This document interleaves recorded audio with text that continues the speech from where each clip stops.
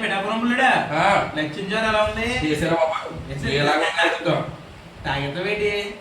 ఇంటికి బాగుంది బాగుంది లక్షించారు చాలా బాగుందండి బాబు చెయ్యలేచుకోండి